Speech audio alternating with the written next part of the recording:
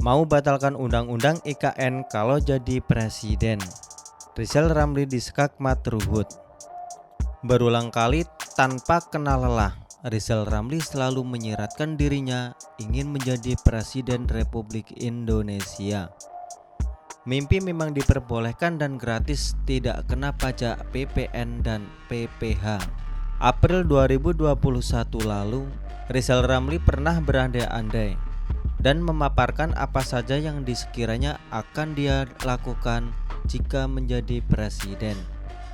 Dia bilang, pada hari pertama dia akan langsung menghapuskan undang-undang Omnibus Law yang menurutnya malah membatasi gerak ekonomi Indonesia. Tanpa undang-undang ini pun dia bisa meningkatkan ekonomi Indonesia. Dan saat ini pun dengan cara yang sama, Rizal Ramli mengkritik soal mekanisme pencarian kepala otorita IKN Nusantara yang ditunjuk langsung oleh presiden.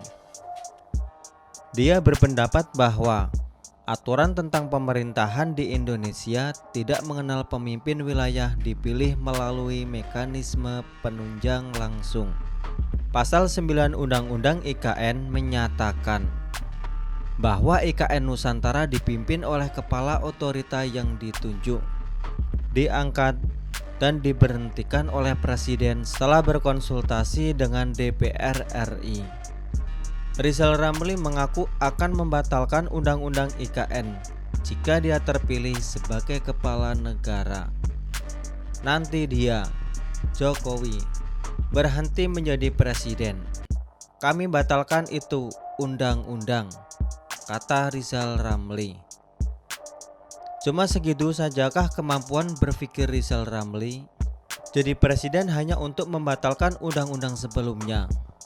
Ini sama sekali bukan jadi presiden untuk bangun negara, tapi sengaja untuk melampiaskan sakit hati dan dendam masa lalu. Sepertinya dia mau jadi presiden yang menghapus jejak dan bayang-bayang Jokowi.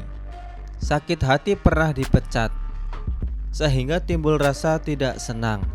Kalau saya jadi presiden, saya akan batalkan undang-undang ini, undang-undang itu, undang-undang yang di sana, dan bla bla bla. Begitukah model presiden yang mau diterapkan oleh Rizal Ramli? Sungguh pola pikir yang sangat murahan, yang memang pantas diganjar dengan pemecatan. Cukup menang omongan besar. Mirip sekali dengan gubernur seiman itu. Menang koar-koar, kaya ide tapi melarat dalam eksekusi. Politikus PDIP Ruhut Sitompul memberikan tanggapan soal pernyataan Rizal Ramli ini. Dia berpendapat, tak akan ada partai politik yang bakal mau menunjuk Rizal Ramli menjadi capres. Ini orang makin sableng saja.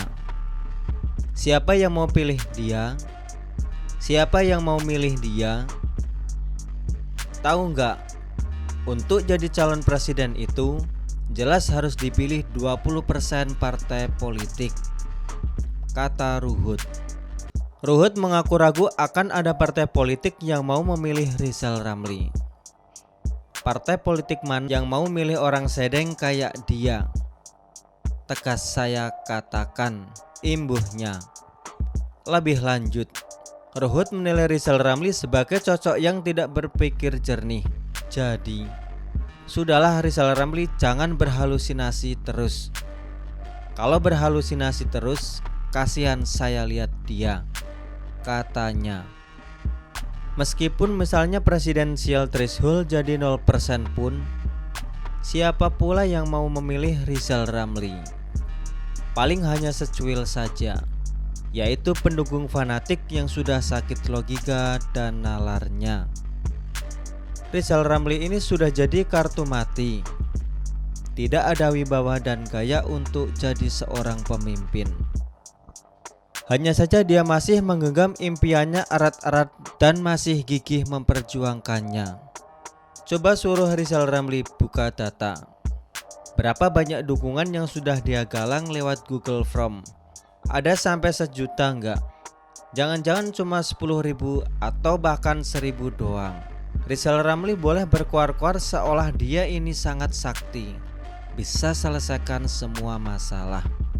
Tapi dia lupa satu faktor penting, yaitu keyakinan dari masyarakat. Apakah masyarakat percaya omongannya?